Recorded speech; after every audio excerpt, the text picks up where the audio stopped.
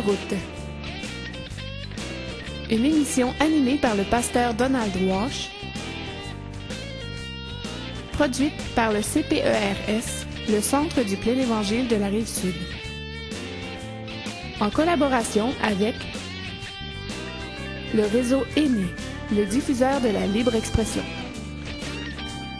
Pour donner vos commentaires ou pour rejoindre le pasteur Donald Walsh, envoyez un courriel à unboutderoute@cpers.qc.ca ou visitez le www.cpers.qc.ca pour y trouver le lien vers la section de l'émission Un bout de route.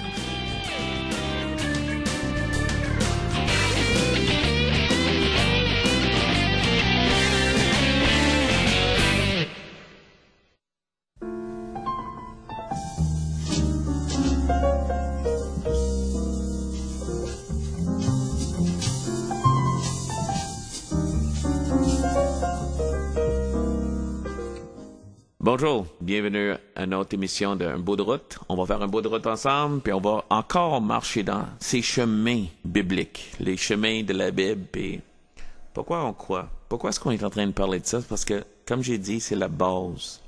Tu as besoin d'une place, une référence, de dire comment je peux savoir si c'est vrai ou non.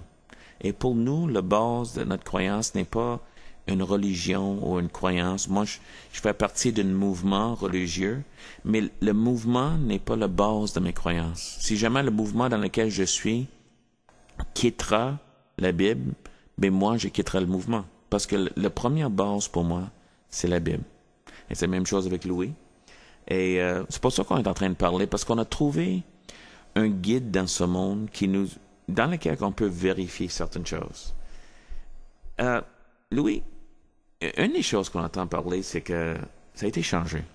Écoute, tu sais, depuis le temps que ça dure, puis qu'est-ce qui existe aujourd'hui, qu'est-ce qu'on appelle la Bible, n'est pas la même que ça fait quelques siècles. Ouais, parce que dans le fond, avant de juger si ce livre-là dit la vérité, il faut d'abord être sûr que ce livre-là a été écrit par ceux qui prétendent l'avoir écrit, puis bref, on comprend vraiment. Comme par exemple, c'est facile de faire arriver des prophéties si tu les écris après. Si les prophéties ont été écrites en 800 après Jésus-Christ. C'est ça. Bon, alors, bref, c'est un peu ça. Bon, ben, moi, je pense que c'est... mon feeling, puis j'aimerais ça que tu me dises ce que tu penses, c'est il n'y a pas de livre qui ont été le plus contesté que la Bible au niveau de sa provenance. OK? Il y en a qui ont dit que ça avait été écrit... En fait, le Pentateuque, c'est encore enseigné d'ailleurs que c'est pas Moïse qui a écrit le Pentateuque, alors que dans le fond, le Pentateuque, c'est les premiers livres de la Bible. Hein? C'est ça. Bon, OK. Genèse, Exode, Deutéronome, Lévitique, puis Nombre. OK. Bon. Fait que déjà là, ces vérifications-là ont été faites, puis il y a moyen écoute, on n'était pas là, ça c'est sûr, mais il y a moyen d'affirmer que ceux qui prétendent avoir écrit ces livres-là les ont écrits. Okay? Ça, c'est quelque chose de grand, ça, quand même. Une des choses qui est intéressante, c'est que une des raisons qu'ils ont rejeté que Moïse il a écrit, parce que ça fait après un siècle et demi, il n'y avait pas de preuve qu'il existait même une écriture dans ce temps-là. Puis aujourd'hui, on sait que les archéologues ont trouvé des bibliothèques dans des civilisations qui dataient avant Moïse. Donc, il y avait des bibliothèques, donc il y avait l'écriture, mais c'était une des raisons qui ont un peu rejeté l'idée que Moïse, là, ça se peut pas qu'il ait écrit, il n'y avait pas d'écriture. Ouais, parce que cette histoire-là de contester l'intégrité de ce document-là, regarde, ça dure depuis des siècles. Là, c'est ça. Mais les arguments... Il faut reconnaître que les arguments sont tombés un après l'autre. Exactement. Puis un des grands moments là-dedans, c'est quand les manuscrits de la Mer Morte sont arrivés. C'est dans le 20e siècle. Là. 1948. 1948. Puis là, finalement, ça a comme établi une fois pour toutes que la Bible, l'Ancien Testament, avait bien la forme qu'on lui connaît aujourd'hui avant que Jésus arrive. Peux-tu expliquer c'est quoi le manuscrit de la Mer Morte? Autour de la Mer Morte, il y a des cavernes qui ont été trouvées par des bergers, je pense, quelque chose comme ça. Je rappelle l'histoire, c'est qu'il y a un petit gars qui tirait des roches. Okay. Il a attendu quelque chose brisé. Puis il est rentré, puis il a trouvé des cruches. Puis dans ces cruches-là, des vases, excuse-moi, dans des vases, il y avait des manuscrits. Puis c'était une des plus grandes découvertes. Parce que jusqu'ici, On parlait de l'Ancien Testament, puis on disait que c'était écrit avant Jésus-Christ, mais il n'y avait pas de preuve de ça. Tout ce qu'on avait, c'était des manuscrits qui existaient après Jésus-Christ ou durant ce temps-là. Et quand ils ont regardé, ils ont examiné, puis ils ont daté les manuscrits qui étaient là, ils ont été prouvés que c'était écrit avant Jésus-Christ, même des centaines d'années avant Jésus-Christ, et que dans ces manuscrits-là, ils ont trouvé le même texte qu'aujourd'hui. Le même texte. Ça aussi, ils ont comparé. Ça, c'est pas croyable. Ça. Incroyable. Je veux dire, écoute, là, on parle de plus que 2 siècles, 2 siècles et demi probablement, un texte qui demeure intègre. Exactement. Puis écoute, il a passé par toutes sortes d'affaires. Autrement dit, tu regardes la traduction en latin, puis ça correspond à ce qui était écrit dans l'hébreu de l'époque. Écoute, là, il faut le faire. Exactement. Et la raison de tout ça, c'est un peu la religion. Parce que les religions, dans l'Ancien Testament, quelqu'un qui était religieux, quand il écrivait la Bible dans l'Ancien Testament, c'est ceux qui étaient scribes, c'était tellement sacré pour eux qu'ils n'écrivaient pas mot par mot, ils écrivaient lettre par lettre. Et quand il arrivait le nom de Dieu, ils prenaient un bain avant d'écrire le nom de Dieu. Et s'il faisait une erreur, il effaçait pas, il déchirait le manuscrit, puis le remettait. Donc, tout dans leur acte religieux, c'était tellement sacré, c'était tellement important. Et c'est un peu ça qui est arrivé un peu après, parce qu'on avait toujours l'idée religieuse. Et Vulgate et d'autres qui étaient écrits, c'est le texte de Dieu ici. Puis je peux te faire un commentaire, parce que je travaille beaucoup avec l'informatique, là, je suis ingénieur, là, puis bref, en tout cas, je suis classé comme ingénieur informatique. Puis, bref, ce que tu viens de décrire là, le processus, là, c'est l'équivalent du processus des checksums en TCP/IP puis dans plusieurs protocoles. Autrement dit, c'est que quand les paquets sont envoyés avec le contenu, on vérifie si ça balance, si l'ensemble est là. Si c'est pas bon, on garoche le paquet et on demande à ce qu'il soit retourné au complet. Wow. Pour être sûr que la communication est intègre et sans défaut. OK? C'est mathématique. Dans le fond, la description des opérations que tu as faites là, c'est mathématiquement la meilleure façon de s'assurer que ça ne bouge pas, que c'est transmis tel quel. Incroyable. J'ai toujours pensé, c'est ça, c'est comme, quand tu penses juste la logique de la Bible, OK, c'est vrai ou non, là? Mais juste, si j'étais Dieu, comment est-ce que je peux être certain que chaque génération va avoir la même chose? Le même écrit-là, et que le texte soit lu par chaque génération. Comme ça ne changera pas. Et je trouve que c'est, en tout cas, une bonne manière de transmettre. Fait que déjà là, si la Bible a été écrite au moment où elle prétend l'avoir été par les personnes qui prétend avoir été écrite, ben là, à un moment donné, toute la cohérence entre ce qui était annoncé avant et avec ce qui arrive après devient comme assez impressionnante. Exactement. Ben, je pense que tu parlais entre autres du psaume 22. Oui, moi, qu'est-ce qui m'impressionne dans le psaume 22, c'est que David l'a écrit. Puis il a écrit ça 800, 1000 ans avant Jésus-Christ. Puis, comme on dit, c'est prouvé que ça, c'était écrit avant Jésus-Christ. Mais les mots qui sont donnés, ça débute, verset 2, ça dit « Mon Dieu, pourquoi m'as-tu abandonné? » Ça, c'est les paroles de qui? C'est exactement les paroles de Jésus. Ouais. Et quand il est en train de... Plus tard, il est en train de dire... sur la croix, là, au moment de son agonie. Exactement. Jésus sur la croix dit ces mots-là. Puis plus tard, David est en train d'écrire en verset 17, il dit « Car des chiens m'environnent, un banc de scélérats. » Scélérats. OK. Rôde autour de moi. Ils ont percé mes mains et mes pieds. Je pourrais compter tous mes os, et eux, ils l'observent et me regardent. Ils se partagent mes vêtements et tirent au sort ma tunique. Donc, qu'est-ce qui est intéressant avec tout ça, Louis? C'est que, premièrement, c'est qu'ils ont percé mes mains et mes pieds. On parle de la crucifixion de Christ. Okay? Puis une crucifixion particulière parce qu'ils ne perçaient pas toujours les mains et les pieds. Des fois, ils attachaient sur la croix. Exactement. Et on parle des Romains. On parle des Romains, on parle de leur méthode. Parce que ça existait peut-être un peu, mais vraiment, cette méthode-là était vraiment... Les Romains étaient connus pour ça. Ben, qu'est-ce qui arrivait, c'est que quand un prisonnier était mis sur la croix, il était mis à nu. Et ses vêtements étaient pris par les soldats. C'était commun. Puis eux autres, ils séparaient les vêtements où c'était cousu. Donc, les morceaux de vêtements valaient quelque chose. Eux autres, ils séparaient ça pour faire de l'argent. Ils avaient le droit. C'était leur droit, étant soldat, avec ce job-là. Mais c'est dit que Jésus avait une tunique d'une pièce qui était knitted, c'était brodé. Okay. C'est ça, d'une pièce. Donc, ils ne pouvaient pas le séparer sans le déchirer. Donc, qu'est-ce que ça dit ici? Là? Ils ont tiré au sort ma tunique. Et c'est ça qu'ils ont fait pour Jésus. Ils ont tiré au sort. Ça c'est... Puis, tu sais, quelqu'un pourrait dire, ben regarde, il connaissait la prophétie, alors Jésus, en mourant, a décidé que pour passer pour le Messie, il remplirait le psaume 22, puis il a dit, mon Dieu, pourquoi m'as-tu abandonné? Mais le problème, c'est d'arriver à convaincre le monde de te faire crucifier. C'est ça. Parce qu'il aurait pu mourir d'une autre façon, lapidé, par exemple. Normalement, un juif aurait dû être lapidé. Puis, regarde, justement, tu peux quand même pas téléguider les soldats. Non. L'histoire de tirer au sort la tunique, il aurait pu décider que c'est le capitaine qui l'a au lieu de la tirer au sort. Exactement. Puis ces choses-là ont été rapportées par des témoins, plusieurs témoins, parce que c'est rapporté dans combien des évangiles, cette histoire-là? 2 ou 3? Je crois que c'est 2. Il faudra que je vérifie. OK, mais bref, tu as plusieurs témoins de cette histoire-là.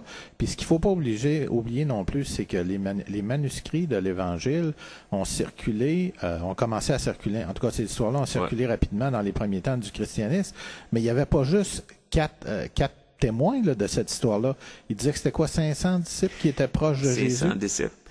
Et comme Paul dit plus tard, il dit ça devant un roi, il dit, qu'est-ce qui s'est passé ici, là? Ça n'a pas passé dans un coin. Donc, même le roi était au courant. Était au courant. Donc, tout le monde était au courant de ça. Alors, si on avait monté une gamique avec l'histoire de tir au sort et tout ça, il y avait plusieurs témoins au moment de la crucifixion, quelqu'un qui aurait dit, regarde, c'est pas ça qui s'est passé. Mais le premier, c'est trouver un fraudeur qui veut mentir, qui se laisse crucifier. Ouais, parce que la première chose, c'est qu'il faudrait vraiment qu'il soit engagé à son fraude. Non, ça décrit exactement la crucifixion de Christ. Puis ça, c'est un. Un autre, pas arrangé. Tu sais, on dit, ben, c'était arrangé avec les gars des vœux, là. C'est en Malachie, en Michée 5.1, ça dit, et toi, Bethléem Ephrata. Le monde savait où le Messie devrait être né. Ben, d'ailleurs, c'est dit dans les évangiles, quand ils ont été voir les scribes, les rois mages, c'est sûr, c'est à Bethléem, on sait qu'il va arriver là. Et tout le monde savait. Et Jésus est né à Bethléem. Donc, il aurait fallu que la fraude commence là. Et c'est impossible. Ça veut dire, il y a au-dessus de 300 prophéties comme ça dans l'Ancien Testament qui parlent de Jésus. On sait que c'est écrit avant. Et on sait que c'est accompli maintenant. Il y a d'autres prophéties qui sont données, qui parlent des fins des temps et tout ça, ne sont pas complètement accomplis, mais ceux-là sont tellement clairs qu'on sait qu'il n'y a pas un homme normal qui aurait pu décrire quelque chose aussi spécifiquement. C'est pas un petit... moi, je parlais des charlatans là, qui s'assient et disent moi, je vois dans ton futur que tu vas faire un voyage un jour, puis là, tu le téléphones 2 semaines plus tard, puis tu dis mais écoute, c'est quand est-ce mon voyage? J'ai dit, t'as pas embarqué dans l'auto pour partir d'ici? Donc, t'as voyagé de mon bureau? C'est pas comme ça. Tu peux pas le prendre de deux façons. C'est comme c'est tellement clair les prophéties et ça parle de Jésus-Christ. Et les prophéties, c'est une des raisons que on sait que ce livre est surnaturel. Et il y a quelque chose de surnaturel là-dedans. Puis on parle des prophéties qui ont trait à Christ, mais il y a des prophéties qui s'appliquaient à des peuples, à des rois. Puis l'histoire, puis étant donné, si on reste tout le temps sur la base de ce livre-là a vraiment été écrit à l'époque où on prétend qu'il a été écrit, OK, ben regarde, historiquement, ça s'est confirmé, puis pas une ou deux. Ninive. C'est ça. Il y a Babylone, je sais pas, allez sur la carte. Cherchez où était Babylone. Exactement. OK, allez voir les prophéties sur Babylone, puis allez sur Google Earth, puis allez voir la place de Babylone. C'est un banc de sable. Il nomme Cyrus comme roi. Des siècles d'avant, c'est que Cyrus est là. Il est nommé comme roi. Donc, il n'est pas né. Il veut dire, il n'existe pas encore. Mais il y a plusieurs comme ça. On voit qu'il y a quelque chose qui se passe dans ce livre-là. Encore, c'est pas un homme qui est décédé. Puis, la raison qu'il y ait 300 prophéties du Messie, parce que l'importance de qui il est, qui est venu pour sauver. Il était là, le sauveur d'Israël. Il était un sauveur pour chacun de nous et pour chacun qui est en train de nous écouter. Donc, il y avait ça. Il y a... J'étais en train de penser. Il y a combien de manuscrits dans lesquels on peut vérifier la Bible? Ben, c'est ça. C'est qu'écoute, là, il n'y a aucun autre contender pour cette espèce de championnat-là. La Bible a été Il y a au-dessus de 24 000 manuscrits de l'Ancien Exactement. Testament qui ont circulé, Du Nouveau Testament, qui ont circulé à différents endroits, qui s'accordent, qui datent, les plus anciens datent de 100 ou 100 ans après Jésus-Christ. Donc, regarde, là, tu es tellement proche de la source, du premier auteur, tu en as tellement pour vérifier que ça s'est resté, que ça s'est diffusé de façon intègre. Il n'y a rien d'autre comme bouquin là, duquel tu as autant de preuves de son authenticité première, que le message initial est encore véhiculé. La seule autre chose qui s'approche de ça, le deuxième, c'est l'Iliade, 600 manuscrits. Puis je pense l'écart entre le moment de l'écriture puis le premier manuscrit qu'on a, c'est quoi? Je ne rappelle pas, dire franchement, mais c'est assez... Donne donc, peut-être. En tout cas, c'est OK, l'Iliade. Homère, l'Iliade, earliest copy 400. OK, le time span. OK. Le Nouveau Testament. Alors, t'as 25 ans entre la mort de l'auteur et le premier manuscrit du Nouveau Testament. T'en as 24 000 après ça dont on a des copies, OK, desquelles tu peux vérifier s'ils sont conformes à l'écrit initial. Comparé à l'Iliade, tu as 500 ans entre la première copie et le moment où ça a été écrit, puis tu as seulement 643 copies, OK? Puis regarde, parmi les autres manuscrits là, intéressants sur lesquels on base des livres d'histoire aujourd'hui, tu as la guerre des Gaules de César, OK? La distance entre le moment de l'écriture et le plus vieux manuscrit qu'on a encore en main, c'est 1000 ans, OK? Tu as Platon, Tacite, Pline le Jeune, tu regardes, toutes ces affaires-là, on a quelques morceaux. Il y a des affaires de 700 ans, 1000 ans entre le moment de l'écriture puis le plus vieux manuscrit qu'on a. Donc, on ne sait pas durant ces 1000 ans-là si le manuscrit est resté intact. OK? C'est ça, en fait, la question, c'est est-ce que on a un manuscrit qui représente l'écrit initial? Puis, est-ce qu'il y a des versions concurrentes? OK? Ben, quand tu as trois copies, tu as moins de chances d'avoir un manuscrit qui est conforme que si tu en as 24 000. OK? À un moment donné, tu peux pas.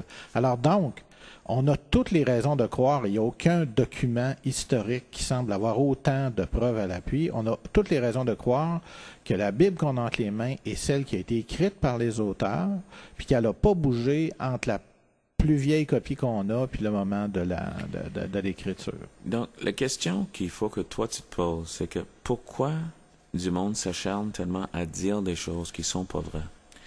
Et pourquoi dans nos cœurs, des fois, ça nous soulage? Quelque part, il y a un Dieu qui t'aime, qui a écrit une lettre d'amour qui s'appelle la Bible, pour toi.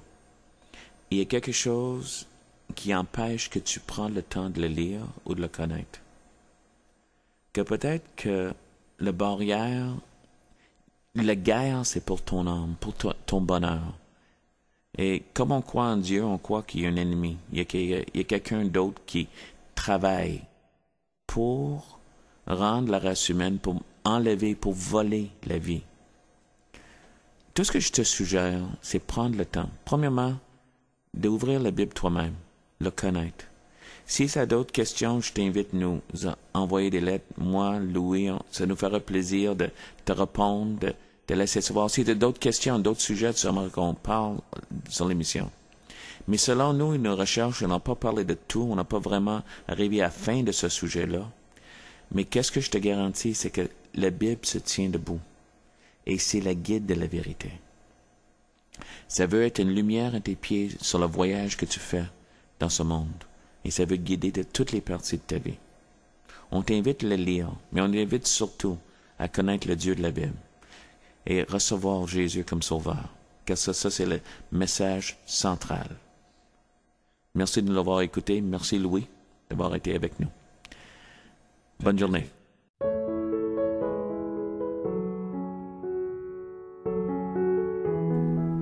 Pour joindre le pasteur Donald Walsh, écrivez à dwalsh4458@gmail.com. Tous les dimanches soirs à 19h, rejoignez la soirée Partage et prière de la communauté Jubilée. Venez poser vos questions sur la vie, sur la Bible ou sur Dieu dans une ambiance conviviale. Visitez la page Facebook de Communauté Jubilée pour en savoir plus. Tous sont les